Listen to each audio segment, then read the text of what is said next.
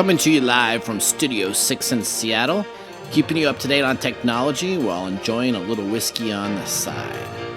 With leading edge topics, along with special co-hosts to navigate technology in a segmented, stylized radio program. The information that's going to make you go, Now sit back, raise a glass, and welcome to TechTime Radio with your host, Nathan Mumm. Welcome to TechTime Radio with Nathan Mumm, the show that makes you go, Technology news of the week for September 27th through October 3rd, 2020. This is episode 16. Episode 16. Episode 16. I'm Nathan Mumm, and on today's show, we are excited to have our two core segments, Protect Yourself Today and Top Stories in 5 Minutes, along with Nathan's Nugget, our new segment that we added. And on today's episode of TechTime Radio, we're going to be talking about Amazon Sidewalk. So I don't know if you've heard about Amazon Sidewalk yet, but if you haven't, you got to make sure your neighborhood's safe. So don't go. Our feature story is all about Amazon Sidewalk. Amazon. See, there's a couple key technology companies that are out there. I'll just tell you. Jeff is taking over the world. He is. But that's okay, because I got confirmation after I spent all my time last week for my Xbox X series. So it is coming, and I didn't put my credit card into somebody's fake website. So I'm actually... Are you sure? Yeah, no, I got confirmation. So that's good. So, and it's a real legit company, so I'm excited about that. We also have the debut of a new segment, and we call this Mike's Mesmerizing Moments. Yeah, now I have performance anxiety. Yeah, okay. And we have our first Crypto Carnage segment, so we're going to be talking about some cryptocurrency and BitChain technology. So if you invest in cryptocurrency right now, you can go to techtimeradio.com, and we have a cryptocurrency tracker that runs across our beautiful faces as you see us talking about TechTime Radio, so you can keep up to date on all of our cryptocurrency. I always recommend Coinbase as your main depository, so don't be getting some crazy one overseas. They didn't get one of the hack jobs. Hack jobs like we talked about last week. And we have a super big announcement at the end of the show. We have one, yes. This is amazing. Our little show may be starting to grow up. It's like the infancy steps, and now you're going to be able to listen to, well, I won't tell you what it is, but we are very excited to make that announcement at the very end of the show. Make sure you stay tuned, because that is, it's going to change our show probably forever. Or at least for a while. Or at least for a while. That's a positive note.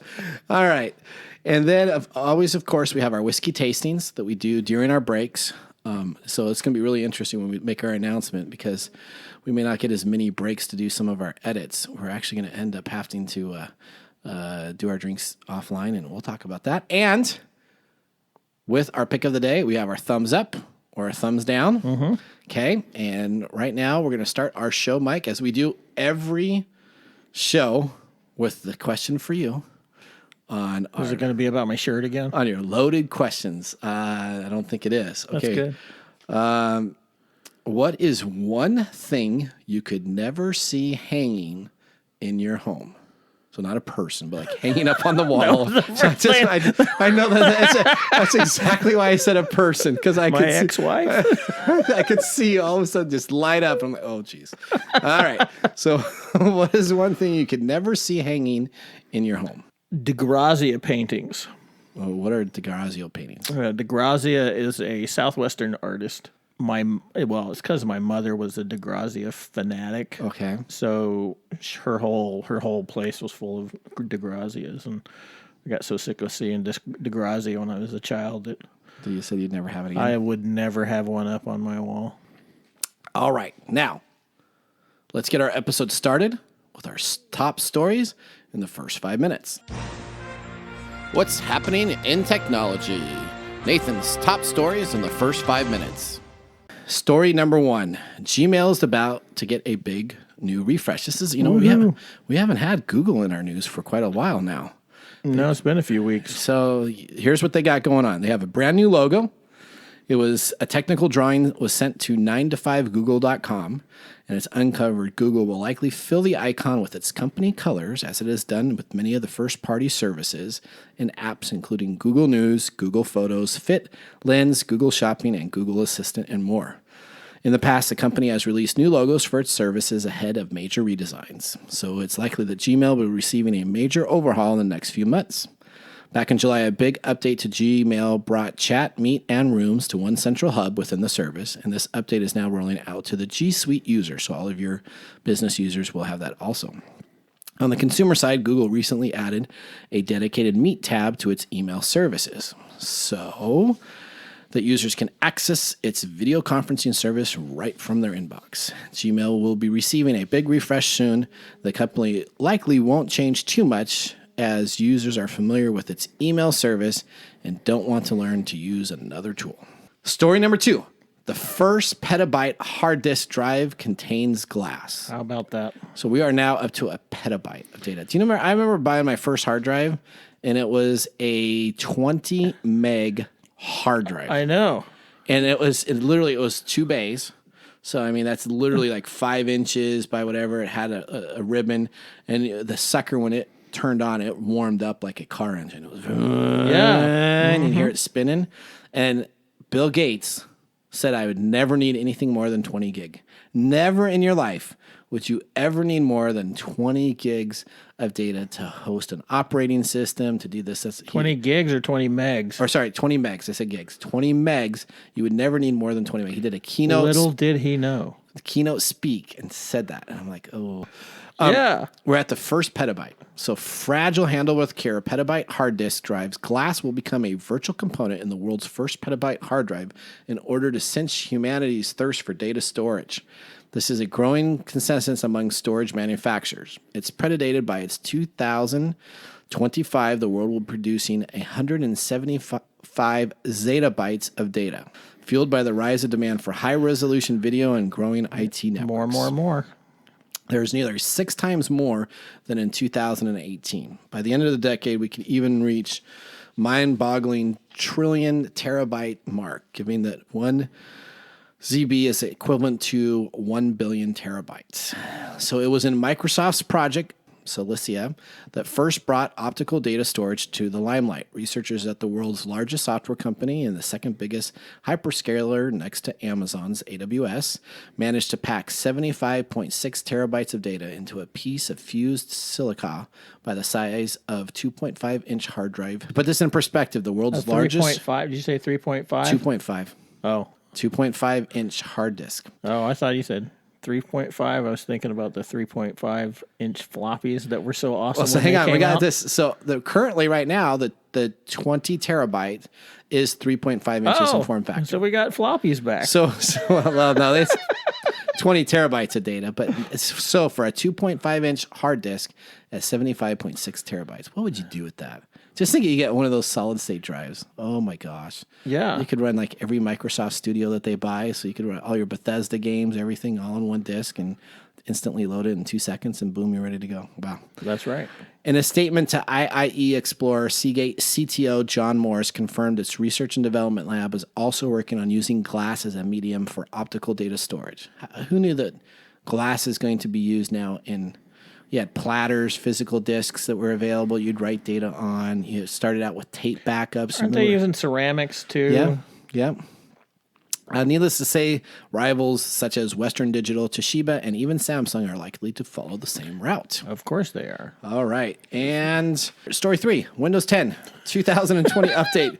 Inches in the right direction. Now it's the buzzer. There you go. The new Edge browser is a major change. Woohoo. But tweaks at the Alt-Tab shortcut and the Start menu makes Windows 10 October 2020 update, or as they call it, 20H2, worth knowing about. So let's talk a little bit about it. Do you update your computer with the new Windows updates all the time, or do you let it wait for a while? I have it set to automatically update. So I do too, and I try to get it updated as soon as possible. And it always updates the moment I need to use the computer. Whenever I want to play a game. When you know what? Then I get this updates. I'll be fine Saturday. They must also push out updates Saturday night. Because when I go on my Sunday time to play my Age of Empires and my games. I think it was the other day, wasn't it, that we were trying to do something and I went through an update and it took all morning. Yeah.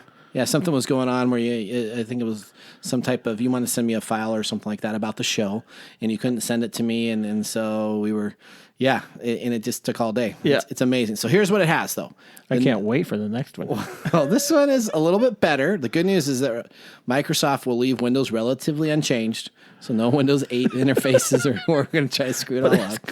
It's going to try and catch up to Chrome. No, there's always the possibility of new bugs, so there'll be new updates immediately afterwards. That's why they do that. That's right. So welcome to the new Edge. The biggest change is that Windows 10 October 2020 update brings you the new Edge browser. So have you used the new Edge browser? I avoid it, but yes. So the new one I kind of like. So I didn't like the stuff that shipped with Windows 10 originally. That was so slow and it just caused. But this new Edge one is pretty quick, and I use it to open PDFs and I use it to do a couple other things. And I'm now noticing that it has overtaken my Firefox browser. So I have Chrome as number one. Mm-hmm.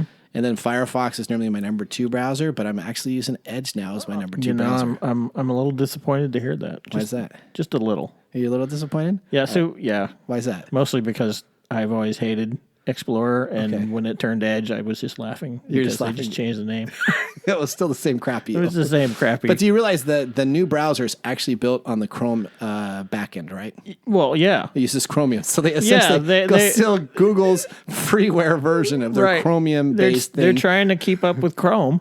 So they have to steal, well, it was open source, so they didn't steal Chrome. No. But they had to essentially use their developers to actually build their... Yeah, let's rebrand Chrome and call it Edge. All right, the next thing is that speedy installation. So it's only going to take you under 2 minutes because there's not a whole lot that they have in here. So not a lot of substance. Yeah, now if kind of like our show. Yeah, that's right. Now if they could do that with all my Steam updates, that would be awesome. What is with Steam? Every time you open it, every time it's got some update. Trust me, I have no DRM stuff that I'm putting in there, so you don't have to worry about me stealing from you guys or anything like that. It's fine. Just get the freaking thing open, and then it always says waiting to respond. Yeah, and it's always like a 30-minute wait. Yeah, or more. Okay, so speedy installation, but the Alt tab. Are you familiar with Alt tab? Do you Alt tab between? Alt tab between the stuff. It gains a new superpower. Okay, tell me about that. Okay, traditionally the vulnerability of Alt tab commands is switched just between application. But as more and more work is done within the cloud and the browser, Windows is switching too. Alt-Tab no longer treats Edge as a single monolithic app, and now optionally switches you among the 3 or 5 most recent tabs used within the Microsoft's new Edge browser, or you can configure it for all of them. So if you have a web page up in like the top area, when you do Alt-Tab now, they're going to have it open up your last 3 or last 5 browsers that you've used. So if I'm trying to go through 2 different programs, I'm going to have to go through all my tabs first. Is that what you're saying? So you're going to make it more difficult. That's a superpower. They're going to make it more difficult for me to get to the program. Well, it's going to make your computer run better because you're only going to keep like 3 tabs open now because you're going to have to close them all. Otherwise, it'll take you 5 hours to Alt Tab through. It'll be like, okay, I don't need this. I don't need this. I don't need this. Yeah, I'm excited. So are you excited? Well, see, what really excites me about it is that I do fantasy football. And so... Yeah, I heard you suck at that. Well, I don't know that I don't think that I am horrible at it. I just like to sometimes... I'm very much an underdog fan. Uh-huh. So if the spread is like 3 or 4 points, I normally pick the underdog. And so I pick games with some friends of mine. And yeah, the information I got is that you lose every time. Well, so I lose a lot. So I've been doing this for a while now. During Thursdays, we have to submit a roster where you just pick straight up games. Uh-huh. I've been doing this with a couple guys that I've worked with previously, and we do it. But the best part about it is there's a lot of ties that happen. So when these ties happen, then essentially I get the push. It's kind of like golf, where if you have a tie, a push happens, and then you only have to win like 1 week, and you can get like 3 or 4 weeks worth of wins. But I may not always be the best at that. But the tabs of what I was trying to get to before you just insulted my fantasy football. Thank you very much for all those that are listening. is that now on like Sundays when I'm watching the Red Zone, if I have all my browsers up for my games, as it goes between the different channels of the Red Zone, I could alt tab between my browsers and it can bring up all the teams that are available. Yeah, that's exciting. Okay. All right. Tell me how I can get my Steam to download faster. That's what I want to know. I don't know what you're going to do about that, because it doesn't matter how quick your internet or your Oh computer no, is. their packets are strange. They are. Okay, so that gets us through our top 5 stories. We went a little long, Yeah. but I started that one, so the buzzer ended, and we just kept on going. So right now, we have to give our sponsors a little bit of a break, since they're the ones that help pay for this show to be on the air. Relax, enjoy a little whiskey on the side, and we're going to be returning with TechTime Radio. Mike and I will be sipping some little whiskey, and we'll be right back. T-Mobile and Sprint have merged. Now that Sprint is a part of T-Mobile, we have more towers, more engineers, and more coverage than ever before. This is not just a bigger network, it's a better one. And now you can get an awesome network at an amazing price. Welcome to T-Mobile, America's largest 5G network. Welcome back to TechTime Radio. During the break, Mike and I were sampling some Hibiki Suntory whiskey. Japanese whiskey. $86 a bottle. It is funny because it's 86 proof, so you got the same proofs as you do. You're paying $1 for $1 a proof. $1 a proof. That's a nice way. You should do that with all whiskeys. So then I can get high-end whiskeys. Then you can't get that Hibiki $800 bottle of whiskey. Yeah, the 17-year-old one. Yeah. So if we had the 17-year-old version of this, it was $800. $800. This is only an $89 deal. But let's have a little sip here now. But that has a distinctly different taste. It does. It has a little bit of a little bit of an oak, some orange taste into it. They say that it's a little rose. Is it a little bit of rose? Mm-hmm. Okay. All right. It's rose bourbon. It is a little bit of a bourbon taste, too, for a whiskey. All right. Well, now that we got our drinks out of the way, we have a packed show, and we have up next our Protect Yourself Today. Protect Yourself Today. Protect Yourself Today is a 5-minute rundown of the weekly technology breaches or business compromises across the globe. Let's start with story number 1. 179 people arrested on Darknet market crackdown. Oh, no. So, have you ever spent any time on the dark web? You know, I do not. Oh, I do. I bet you do. I do. I'm not into technology quite as far as you are. So I have a Tor site that I keep up, and I go search around every once in a while, and I find what I also find on there is Zoom calls. So if anybody thinks Zoom is secure, you are just smoking cocaine. There you because go. it's available for way less than any crack cocaine that you can find anywhere on the dark web. If anybody wants to view my Zoom calls, they're not going to get a whole lot. They're pretty boring. So it's about $3 a pop, and I can get a Zoom call with many. And the poor people that actually do the metadata to describe everything in it, there has to be somebody watching it, because there's no way that they know all the stuff to do. Talk about this secret, blah blah blah, or this secret. So they're all available. So be careful of that. Now, 179 arrested in Darknet market crackdown. An international coalition of police agencies on Tuesday made 179 arrests and seized virtual cash, currency, and drugs. It's amazing that these criminals, as you were talking about cocaine and stuff, they always have drugs too. So you got your guns, you got your drugs, you got your intelligence gathering. The Operation Dub Disruptor, TOR, so very cool name, you know. Mm-hmm. So you got to name everything unique, so that it can be on a CSI episode. Resulted in an arrest of 6 countries plus the seizing of $6.5 million in virtual currency and cash, 64 firearms, and 500 kilograms of Oxycontin, hydrochlorine, heroin, cocaine, ecstasy, and 3 other drugs I can't even pronounce. So the U.S. Justice Department says data gleaned in the 2019 Wall Street market and 2017 Alphabet Forum takedowns were used to help track down these arrests on Tuesday. Darknet vendors' accounts were identified and attributed to real individuals selling illicit goods on the Darknet market, such as Alphabet, I've been there, Dream Nightmare, Empire, White House, Deep Sea, dark market, and others, according to the Justice Department. A darknet or dark web market site refers to onion websites that can be used to reach anonymous Tor browsers. So that's one thing. If you're going to go on the dark web, you need to make sure you have a double VPN so that you can go on the dark web without getting in trouble. Story number 2. All right, let's take a look. So we have 179 people arrested. Title of this, Dark Overlord Hacker. Oh. Sentenced to 5 years in prison. 5. 5 years in prison. British man switches to guilty plea in case tied to several healthcare hacks. So maybe he was affiliated. Maybe he was a GitHub guy. Yeah, maybe he was, and we talked about him about 2 months ago. A UK resident who was a member of the Dark Overlord hacking group pled guilty to federal charges Monday and was sentenced to 5 years in prison, according to the U.S. Department of Justice. Nathan Wyatt, he's got a good first name, but he kind of, thank goodness it was different on the last name. He didn't say Nathan Mumm. So Wyatt Earp. Nathan Wyatt who was extradited to the United States from Britain in December 2019, pled guilty to the conspiracy to commit aggravated identity theft and computer fraud.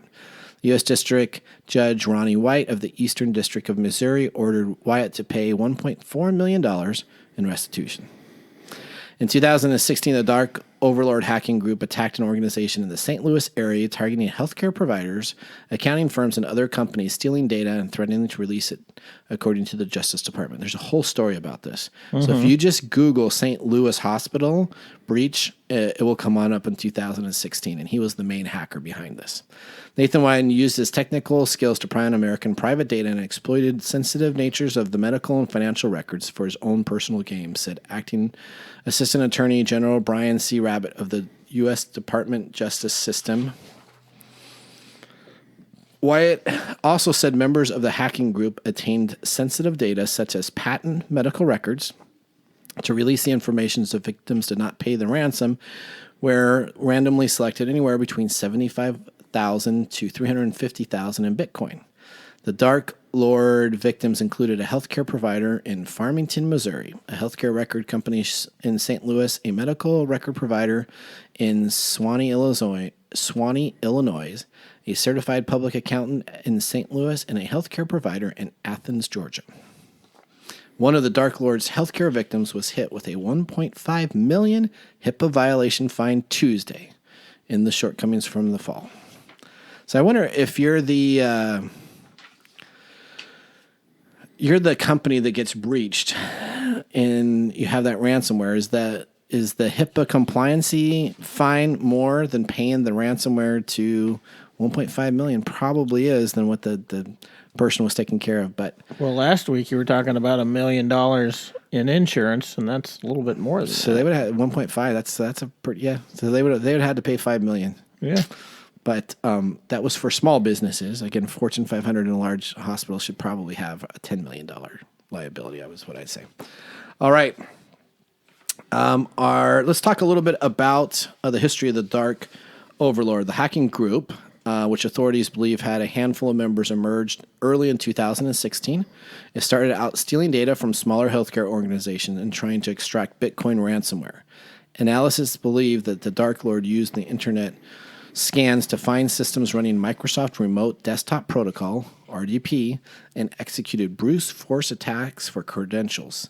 After compromising an organization, the group would use the harvested personal data to harass employees via phone calls, intimidating emails and text messages to those individuals regarding their medical conditions, asking for payments and for prescriptions to be taken care of for each ailment. So they were smart enough to figure out how to hack. Then once they got the hacking information, they created a whole separate process to contact each of those individuals with the HIPAA. Yeah, they bullied people into giving them money. They did. They basically were extorting. They absolutely were. All right, cybercrime review. Oh, there is our bell. And so we get to still finish it. See, I'm trying to get right in underneath those bells. I see that. I see this strategy. You see that? If I can just get the story in, then we can. Okay. After reviewing a cybercrime review, hackers cash in on COVID-19. So, what a perfect way to end a beautiful story. Yeah, let's keep talking about hackers. After reviewing online attack trends for the first half of the year, numerous cybersecurity firms agree COVID-19 was a king. As the pandemic has reshaped how many of our lives and processes and work, too, has it also driven attacks to attempt to exploit work-at-home challenges and virus fears. But that's only part of the attack landscape, picturing involving broader social, phishing, and engineering schemes and malware businesses compromised of the attack to create new fraud and scam trends that security firms have traced for the last 6 months, as described as newly released reports. Each security firm analysis of the trends differs, but they all are based on the attack scene from the organization, as well as honeypots, investigations into alleged phishing campaigns, many with the caveats of finding and exploiting COVID-19 issues. Phishing attacks are on the arise. So if you see anything that says you may have COVID-19 or take this to save you from COVID-19 or your test was this and you don't know what it's about, please don't click on those links because it's probably not legitimately true. If the government needs to get a hold of you regarding COVID-19 stuff, they will figure out absolutely a way to do that. So that goes through our beautiful process and segment. That human behavior. Maybe that would be one of Mike's mesmerizing moments that we'll see coming up later in the show, which we're really excited about. We still have, of course, Nathan's Nugget. So we haven't gotten that taken care of yet. And we're going to be coming on back after our break with an interesting story about Amazon. So if you haven't heard about Amazon Sidewalk, then you're going to want to go and take a little lap around your house so that you can sit on down and relax when I talk about what Amazon is doing in their new network. What is Amazon up to now? All right. So everybody enjoy a little whiskey on the side. We're going to enjoy some whiskey, and we'll see you after these commercial breaks. New Advil Dual Action with acetaminophen fights pain in 2 ways. Advil targets pain at the source, while acetaminophen blocks pain signals. The future of pain relief is here. New Advil Dual Action. Welcome back to TechTime Radio. This is Nathan Mumm and Mike. During the break, we had a little bit of our Hibiki. Hibiki Suntory whiskey. So I got the Suntory part right. Yeah, that's good. So Hooked on Phonics worked for you, didn't it? It did, just a little bit. Clearly, it didn't work for It's not working with the other one, though. The Japanese name. Hibiki. All right. So what did you enjoy about during the break? Just not having to listen to me? Not having to listen to you butcher the name. Okay. Man, I could have some of that. Right next to a little sake. I like sake. You do? Yeah. You a big sake guy? I'm a fan of sake, yeah. Could you have that right next to a sake so you have a little sake? No. No?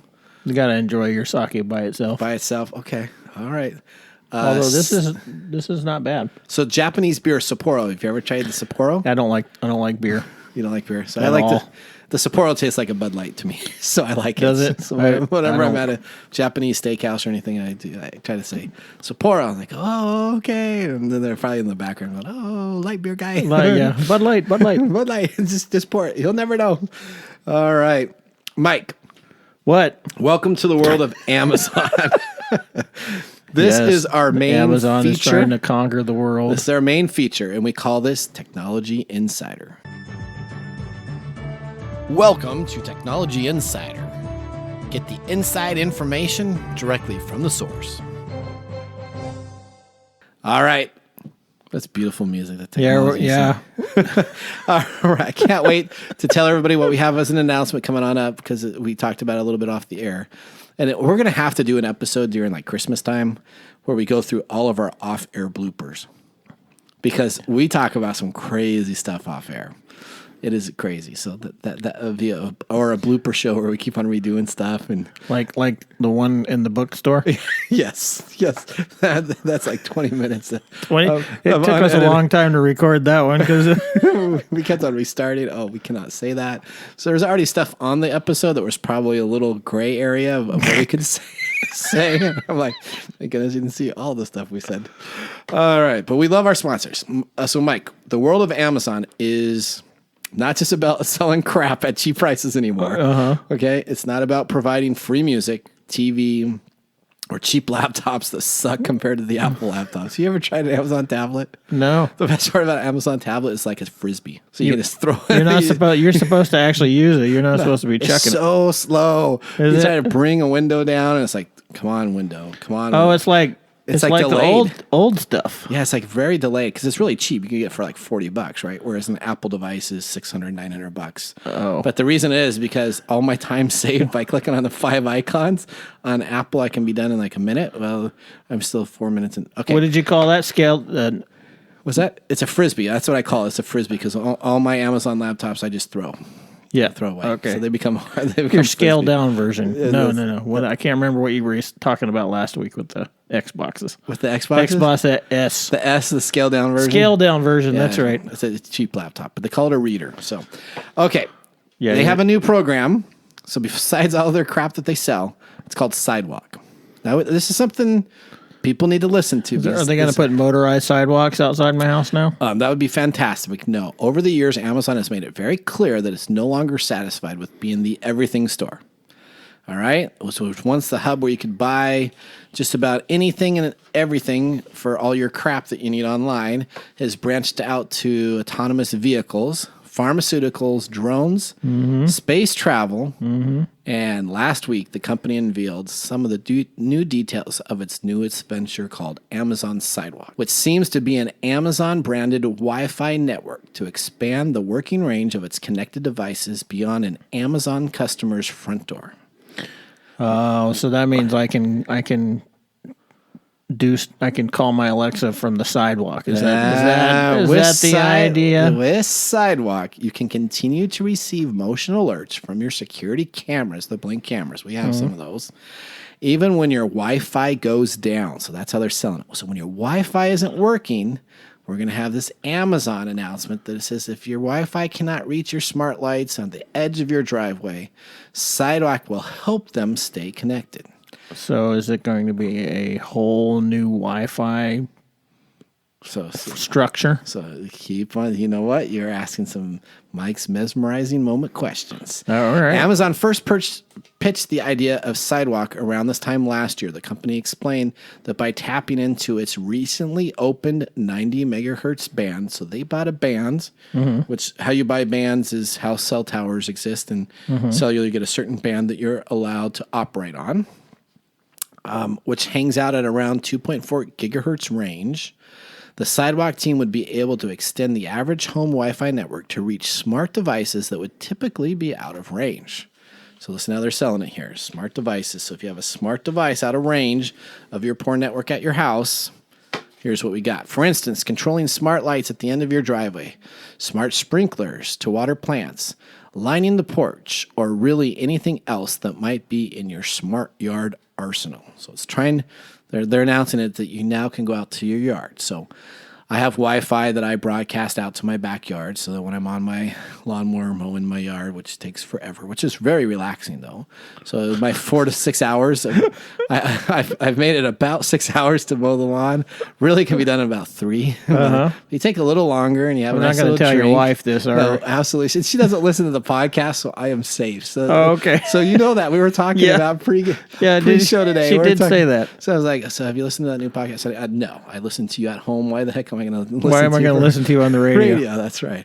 So the expanding of these devices is going to actually tap into the Sidewalk secure Wi-Fi network. Per Amazon, these signals are going to pass through outdoor Ring devices or Echo devices with the company called Sidewalk Bridges. And there's an outdoor Ring and Echo device already available for this. Anyone who happens to have one of these bridge devices can offer up a tad of their internet bandwidth, which will be lumped together to create Sidewalk's shared network that people can use to keep their Amazon's device connected when they're out and about. So you're going to come in and use, listen how this says, anyone who has one of these bridges can offer up a tad of their internet bandwidth. Are you kidding? No, this is all in fact. So hang on. It gets even better. This is not an April Fool. This is April. This would be like a perfect episode. And they say, April Fools. No. The exact list of devices primed to connect to this network will be announced later this year. But according to last week's announcement, Amazon did set that aside from Echo devices, Tile trackers, and I have one of these too, a little Tile device, will be on the list and can tap into an extended Wi-Fi to perform their function of helping people find misplaced keys or wallets, or locate a backpack left outside away from your internet usage and able to find the range. Just think if you're at a neighborhood picnic. Yeah, I do those all the time. Well, I'm not sure how many people might be gathering together to hang outdoors right now, but something like this could easily come into hand once we finally do shift back to our regular social device that would be using everybody's bits of their network available for all of us to share in community events. It's an interesting concept, but It is an interesting concept that largely relies on buying into a specific product ecosystem and the trust of the proprietary of the ecosystem that they won't screw you over. You know what they're going to do at some point. Well, hang on. I do. So Okay. let's talk about it. So hang on to that All right. thought. While the company swears up and down that its network is safe, thanks to 3 layers of encryption on the network itself, Sure. and strong encryption standards required for devices plugging into the network, there's something about the program that doesn't sit right with me. Maybe it's because the Sidewalk program lies largely on Ring devices that in the past were open to just about everyone who knew how to tap into the Amazon ecosystem. The carelessness earned Amazon a messy class action lawsuit that ended last year, centered around the company's lax security standard practices. But hang on, it gets better. Everything's awesome now. We got 3. The factoid, along with Amazon's storied histories of forking its Ring data over to local police and anybody that needs access, might make it hard for a lot of folks to opt into this particular Amazon system. So what were you were thinking of something you wanted to say, and I wanted to... I was going to say that, if Amazon could figure out how to make a person a transmitter, Yeah. they would. So here's what you got. So you are going to be using a part of your internet, Yeah, I don't really see that happening. a tad part. So you're going to have to buy this bridge. And then Right. once this bridge is in your house, all your devices are going to, especially like all your Echo devices gotta you buy quit. for $29. What's that? So if I'm siphoning off my neighbor's Internet? am I going to give them a piece of theirs? So I guess that's what you do, right? So you can put a bridge up, and then it'll allow them to connect to those devices. So they're going to take your internet, spread it out, and then as long as you're in the Amazon ecosystem, of course you're good and trusted. Of and then, course. And then anybody could Nobody gets in without. No, they're absolutely safe. Even though they have like 3 security breaches that I just listed. So I only spent about 5 minutes doing the research of those security breaches. So if I would have spent probably like 2 or 3 hours, I bet you there's a lot of other court cases that would have come on up with security breaches. But you're going to share your internet across their infrastructure for other people to use only on the Amazon devices so that you're always connected all the time. Yeah.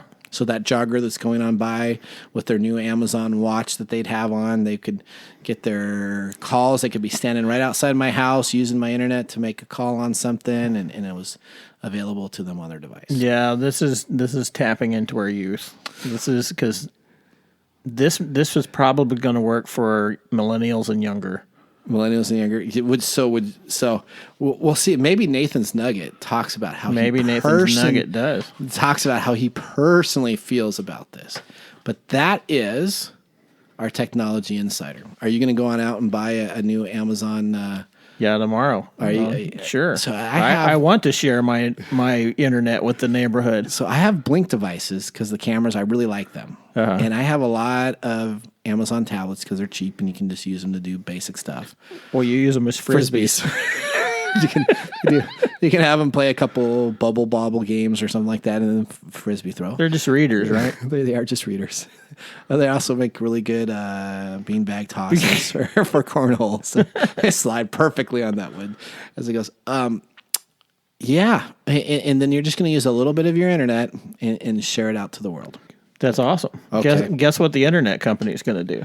Well, see, so we're going to talk about that. What happens to your cell phone? We're currently right now, who's the provider of that? your cell phone company is, right? Mm-hmm. So when you're walking and you don't have Wi-Fi network, you're on your cell service. Cell. And how much money is the cell services spending on 5G? If you haven't seen a commercial for 5G, you must be under a rock because it's all over. I'm under a rock. You haven't seen a 5G commercial? No, the little AT&T gal comes on up with her little blue outfit on and says, "Has anybody heard of 5G?" No, and the guy's outside. I actually avoid pretty much anything that has a commercial in it. Really? Yeah, I won't even watch Hulu. But how about Mandalorian? Because you pay for that. You ready for the second season to start? Yeah. Okay. Yeah, right. man. Well, that was our segment specifically talking about the Amazon Sidewalk. If you have any feedback, we would love to get it in our YouTube posting. We'd love to see a comment about Sidewalk and what you think of how that can be either positive for your environment or negative for your environment. Mike, so that's going to take us to Nathan's Nugget of the Day a little earlier in the show than last time. This is your Nathan Nugget of the Week. On today's show, we talked about the Amazon Sidewalk. All right? Yeah.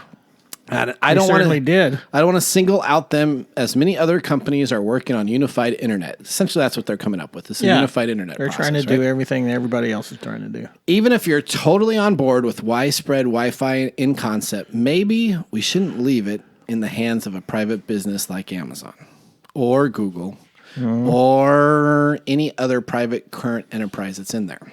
Maybe we should be pushing for this out as a municipal or a state internet instead of a privately organized internet. Really? Well, you know that could maybe be even worse now that I think of it. I would hate to see our Make Our Internet Great Again campaign coming up. Can you imagine that? that would probably kill me. Or money taken from taxpayers to fund something that might not be great at all. Then we'd have to go back to the free internet Congress, congressional stuff. How long ago was that? That was about 8 years ago. Yeah. About 8 years ago. That was right before the whole internet startup bust that they were talking about that. And there was something just recently. Oh, too. Was there? Yeah, something about it was attacking the free internet. The free internet individuals. Yeah. So how about we continue to have options? That's what I in my personal nugget, my personal view, I don't want to have one system win or another, right? I don't want Google to win. I don't want Amazon to win. And you know what? There are cell companies that exist so that when I'm offline, I can use their internet service at pretty rapid speeds that I need to be taken care of. And you know what? How about you let the internet be connected to your homes and businesses for privacy's sake and not have to be connected everywhere? Yeah, yeah. There's something about going on a hike, probably once or twice a month, when I lose internet service and I can just enjoy the nature and the environment that I'm in with no worries of what's going on. And then when I come back into range, all I get is floods of emails and my anxiety just hits a high peak. Really? Yes. That's a human behavior thing. Is that? Yeah, these things are addictive. They are. So if it was my ideal world, I wouldn't have it, I guess, be state organized. I wouldn't have it be government organized. I probably wouldn't even have it be a company that would privatize. I would let it be options. So if I want to go on to the Amazon Sidewalk, I can. If I want to use a Google device, I can. If I want to use my cell phone to do a hotspot or connect, I can. Or if I want to turn off the internet, I can just turn it off myself. Yeah. Well, thank you very much for listening to the Nathan Nugget. I know it's now time that we head to a commercial break. I need a drink. You need some drinks. All right. We still have some great things coming on up. We're going to have a break, and then we have their Crypto Carnage, our first talk about Crypto Carnage. And then we still have our Mike's segment of Mike's mesmerizing moment of the day. So you're going to have to think of this show and everything that's been so mesmerizing of it to have that moment. We're going to take a break, and we'll see you in less than 2 minutes. Thanks. Your business deserves the same expertise as that of a Fortune 500 company.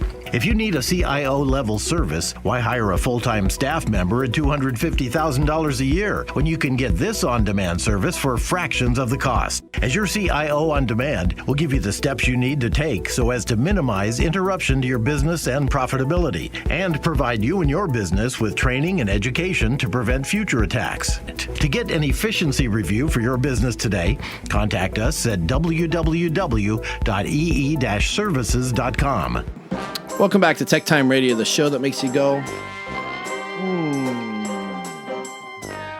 Technology news of the week. We are awaiting our new segment called Mike's Mesmerizing Moment.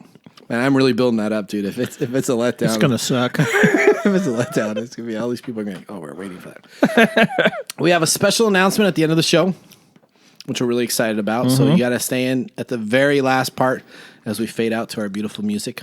Is that okay? How had the whiskey taste that time? I'll let you know. Okay. I'm on suspense. We have a new segment that we're front loading it with that will be of less expectations so that you have a chance to knock it out of the park. That's awesome. Called Crypto Carnage. This is Crypto Carnage. All right, welcome to Crypto Carnage. So purchasing cryptocurrency is always questions that get asked. And let me just tell you right up the front, I am not a cryptocurrency expert. I have lost a lot of money in cryptocurrency and I've gained a lot of money in cryptocurrency. I have a couple strategies that I use and a couple sites that I use to help me determine what needs to be done, but I have lost as much as I have won, so I'm probably at almost revenue neutral. But when you hit the wins, great. And when you don't, you don't. But one thing that people don't do, which I found out, is they actually don't research the cryptocurrency that they're actually going to spend time in. So I have one. Buy hype. They just look at, oh, hey, this one's down 6% today. You know what? I'm going to buy it. So it's a cryptocurrency. I don't need to know about it. It'll go up. And then they just play the little oscillating accelerators and decelerators of the market. Thin slicing. Yep. But what we're going to do is we're going to take this segment and we're actually going to talk about cryptocurrency. So I have 3 or 4 cryptocurrency that I really love. I really love a Disney one, or used to be a Disney one, called Dragon Chain. And so I bought it at $2 and now it's worth like 20 cents. So I did not do very well in that, but I still like the company and the concept of it. And so they have spun off. I have, of course, some Bitcoin. I have some Litecoin. I have some Ethereum. And one of the cryptocurrencies that I also have is called BAT. B-A-T. And so BAT stands for Basic Authentication Token. So have you ever heard of BAT before? No. Okay, so BAT is from... This is not a flying thing. No. Yeah, I know about those. You like the little black ones? I used to play baseball too, so I know what one of those are. Okay, all right. Cryptocurrency is not your forte? That's a little bit too, yeah. That's not your forte. So I enjoy it. And you know what? Not a lot of people cover it, so we're going to start covering it. So the people that don't like it can find out what it's about. And for those people that really like it, then they can send me a bunch of nasty emails about, don't buy this, you don't know what you're doing. So you're going to get a lot. I do. You know what? I love... We get a lot of... feedback. There's always somebody out there that's going to be like, yeah, you know what about this? You should do this. So like when we're in the back of the freaking bookstore and we're like sweating. I had some guy send me a comment. Well, it doesn't look like I see beads of sweat rolling off. That's because we had a fan. So he didn't realize it was hot. We turned the fan on, which was the feedback, and we had to edit out a lot of the audio, which is still in there a little bit. You can hear it. So we did a bunch of stuff to mitigate it. And I'm like, dude, thanks, guy. So the only thing you're been helpful. Yeah, thank you. I need to sweat more. I need to just be profusely having stuff come down. I think we should, douse ourselves in water and say it's not. All right, so back to BAT. BAT technology stands for Basic Authentication Token. It's from the creators of JavaScript and the co-founder of Mozilla and Firefox. So you're familiar with those? I am. Okay. Founded by the Founders Fund, and then funded by the foundation capital Propel Venture Partners. Wow, say that one 3 times fast. Ventura Capital, DCG, Denhay Capital, Hihan Capital, Blockchain Venture Investments, and others to bring you basic authentication tokens. So it's a bunch of venture capitalist people. So they're either going to make a lot of money or not. First thing you need to look into is called the Brave browser. Have you heard about the Brave browser? No. All right, so Joe Rogan uses this. So it must be good. We all know about Joe. So Joe Rogan is like the podcast hero. Podcast king. So yeah, so if he uses it, then it must be good. No, actually, I have used the Brave browser. It's not in my top 3 or 4, but every once in a while I'll use it. What happens is Brave browser anonymously monitors users' attentions and actions and rewards publishers according to them with basic authentication tokens. So if I get onto an ad... Yep. And I get up and go to the bathroom and leave that ad running, and it's going to think I really like that ad. That is correct. Do you do that a lot? Is that your That's mantra? It's just like commercials. So you come old TV style commercials. You get up and you go get a glass of water, or you go get a snack, or you go to the bathroom. So what it's going to do then? So this is what's so first off, you have to use the Brave browser, and you as a user, individual, when you sign up for it, it will actually reward you. So the more you use the browser, the more little percentages of a BAT token, and if you keep on using it and using it and using it and using it, then you can get a BAT token. Okay, now I see why Joe is using it. Okay, so Microsoft kind of does this with they have a rewards program that they have for using Bing as their search engine instead of Google. So I didn't know that. So I do that all the time, and I've actually made a couple $100 by doing that. Really? Yeah. You're gonna have to share with me. I'll have to show you after the show, or maybe we'll even put it on the show. But what I end up doing is that poor Bing must just think I love Google, because all I do is I go google.com and then I do my search and then I'm good to go. But I get credits for that, so that's okay. So attention is measured by users' views of ads and the content in which the browser's active tab is in real time. So if you have back tabs, it doesn't take into account for those, but your active tab, the one that's open, the most recent is there. The attention value for this ad will be calculated based on an incremental duration of the pixels in view in proportion to the relevant content you're viewing. Prior to any direct engagement with the ad, we'll define the anonymous cost per action models as the system develops. Ads are then anonymously matched with the customer's interest using local machine learning algorithms. This means fewer irrelevant ads. So they're trying to do Facebook. So so like Facebook. I have searched for something on Facebook, and it's amazing. My browser then just blows up with every single thing. I know. Of that. It's one of the most annoying things in the world. I looked for lawn clippers, so I could clip the lawn for something. And I meant to look for cat clippers, and now all I'm getting is this lawn clipper stuff all over everywhere. I'm like, I have no interest. Yeah. Stop sending me those. I didn't mean to search for that. Yeah, this is just a ridiculous. So Brave will work with publishers and advertisers to establish the best practices for judging users' attention. One potential metric, the number of total views an advertisement content receives during a certain number of seconds. So points are assigned to that. And the ad purchaser pays for those ads and rewards BATs. So I buy time.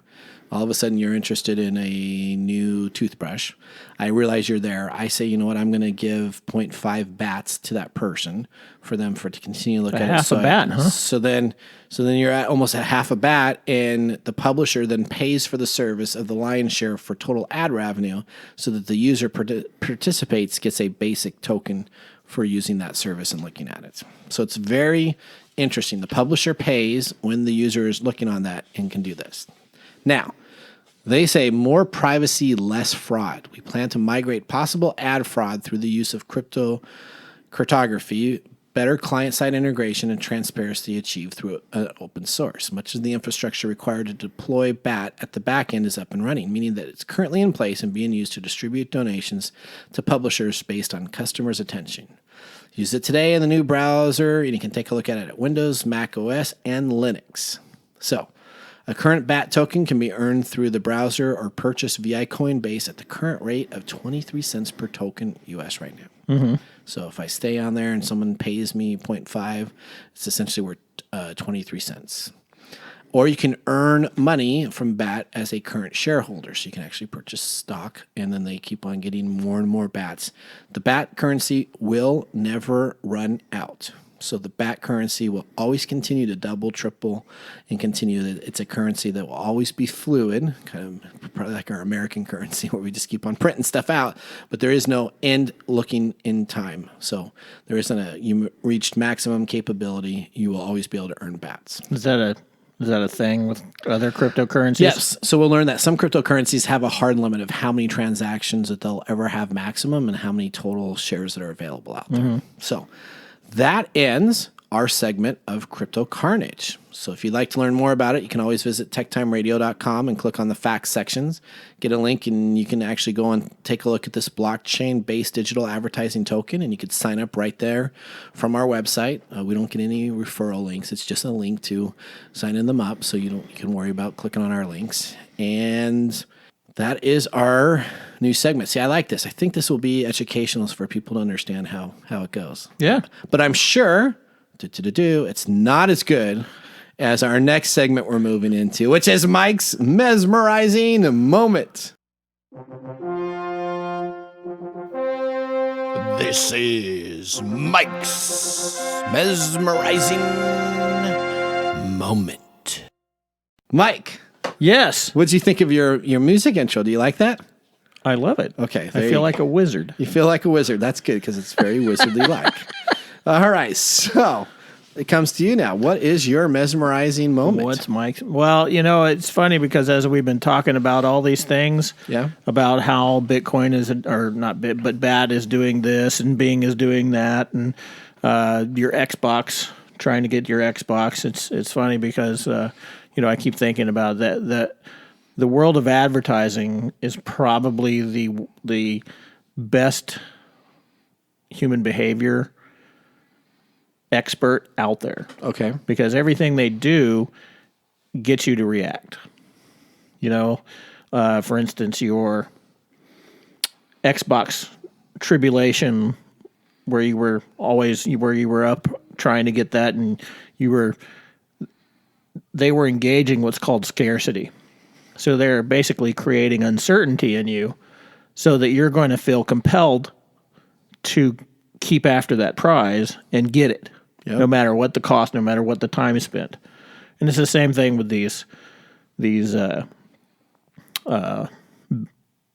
blockchain things where they're rewarding you for the amount of time that you spend on this ad, right? So this is basic conditioning, human behavior conditioning. And when my first episode of my own podcast, which I'm going to launch, I'm going to be talking about some of the weird behaviors that we see during this COVID pandemic, and showing how that's a part of this human need of certainty. That anytime uncertainty is created in our lives, we really try to make up for it somewhere so that we create certainty in our life. Okay. Was that mesmerizing? That was mesmerizing. All yeah, right. it more looked like I was putting you to sleep there for a second. No. I was actually trying to do eye contact. And I didn't know if I should have looked at the TV. So I was struggling. My only thing on that was as I'm thinking. So I thought it was fantastic. I'm thinking, do I look at the TV? Where do I look? Do I look there as you're talking, or do I look here as I'm talking? So I'm sorry. That's what I was thinking about during your mesmerizing moment. That's all right. All right. So here's another one. You want another one? What's that? Another mesmerizing Did you know that thinking lights up the pain centers in your brain? Does it? Yeah. That should give you a real good clue of some of the stuff that we see going on. We have another special announcement. What? We're going to talk about the special announcement. So we're going to talk about. Well, yeah, it doesn't have. Should we finish our whiskey? We can talk about it with whiskey. Let's talk about it. So what? So as TechTime Radio has developed, we have changed formats over a little bit. Mm-hmm. We've had some guest hosts, which I really enjoyed. I think we'll have some guest hosts back. We'll probably have times when I'm gone, and it'll be TechTime Radio with Mike Gorday. That'll be really interesting. Then I'll have to listen to those shows. I'll just do a What Drives You. So you'll do your other show, which may be better than no. As we've grown, we actually have been contacted by a couple stations that would like to move our show from the beautiful Studio 6 in Seattle, which, if anybody knows what that is my home office. So there's a big sign outside my door. Yeah, and what does it say? It says Studio 6. It says, "Welcome to Studio 6." That's right. So, and we are going to be moving to a live presentation show. A live radio broadcast. For an hour. Yes, a live hour broadcast. Which will also include YouTube streaming of the program itself. So instead of us doing post-editing, which really helps out a lot. Yeah, that's my biggest concern. I know, me too. Because we say some stuff, and then like, you know what? We're just going to segue through that and go someplace else. So that means we have to really watch what we say. So you can't do any F-bombs. You can't do anything. Well, I don't think we do that. Think we do any of that. I know, but you can't do any. And so it looks like they actually even may get the ability for us to do whiskey. Let's hope, because that's one of the big draws. So they're working on that right now, and they think they can do that, because if we do the live stream and then they do some editing, we can do that. And we may do the whiskey tasting segments. No, we probably can't do that on air. We can't, but we could do that during the commercial breaks. Okay. So if you're watching the live stream, then you may miss a couple of the commercials, but you'll get to see us doing our whiskey and having our off-topic talks. So we're very excited about this. We're going to be moving to traditional terrestrial radio. It is on Saturdays. It looks like from 4 to 5. So it'll be a radio station broadcasting on Saturdays, which is important for us. We wanted the Saturday broadcast. And then there'll be rebroadcasts maybe 1 or 2 days during the week so you can listen to it. And, of course, you'll always be able to listen to it on our podcasts that we'll push out. It will be a little bit of a different deal. We'll have an engineering guy that will get to do all the sound effects in the Cooley Mike's little segments for your Mike's magical moments. Mike's magical moment. Mike's mesmerizing moments. Mesmerizing moments. and more liquor, right? And Nathan's Nugget. So we're really excited about that. I would love to have you guys sign up and make sure you stay connected with that news that we have, because we will be going live on that radio program. We'd love to have some call-ins is what we're going to be looking to do. So you could be able to call in your IT questions to us. And we may even do some like prank calls where we call. I really want to do this. I want to call people as the Microsoft support system. Oh, really? See if I can. You want to do some phishing for the phishing and see if we can pull it off. But we're really excited about that. So thank you guys as feedback people. Thank you for downloading our podcast. That has increased our viewership, which has increased the ability for us to go live. And Mike, do you think we're going to be able to pull it off? I do. Oh, yeah. I think it's going to be an absolute blast. It's just going to be a lot more funny when we get off on our laugh tracks. Our tangents? Yeah. Yes. So you're going to want to listen to it live, because you're going to hear some stuff that you don't get to hear on our professional edited broadcast that will be very funny. So we have our big announcement on our alcohol. So this is our pick of the day. And now our pick of the day for our whiskey tastings. Let's see what bubble to the top. All right, Mike, our pick of the day here, we have the Hibiki Yaki. Hibiki. Suntory whiskey. We have been Suntory. Okay, was it Habaki? Hibiki. You're gonna get so busted. Yeah. Whiskey. This is $85 and 99 cents, so it's $86, and it's 86 proof. So again, it's $1 proof. And now it's our big reveal. Are you going to give it a thumbs up or a thumbs down? You know what I'm going to do? What are you going to do? I'm going to give it a thumbs down. Oh, no. A thumbs down? Yeah. Okay. Why is that? It tastes really good. Okay. The first couple of sips, and then there's an aftertaste that lingers after a while that I don't like. You don't like? Is that maybe that rum kind of after? I don't. I'm not sure what it is about it, but it just lingers. Okay. And makes a good water chaser, though. I did notice that I chased it with some water earlier, and that actually improved it. So chased it a little bit. So I wavered a little bit. I like it. It's alcohol, so we just got a good taste to it. But you said thumbs down. Thumbs down. The aftertaste I'm not fond of. So this is going to be a first for us.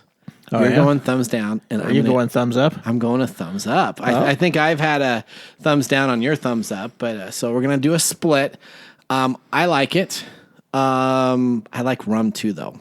So I kind of like that taste. It does have a bitter aftertaste, but for me, I kind of find that to be enjoyable, a little bit satisfying. It does have a cork top, so yeah. See, my favorite is that bourbon aftertaste. It does that bourbon linger aftertaste, but it's a sweet taste. This is sort of a bitter aftertaste.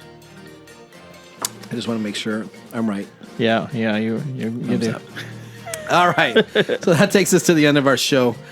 Oh boy, this is going to be exciting. I do not know what we're going to do when we are on live television with no breaks. We're gonna get in trouble.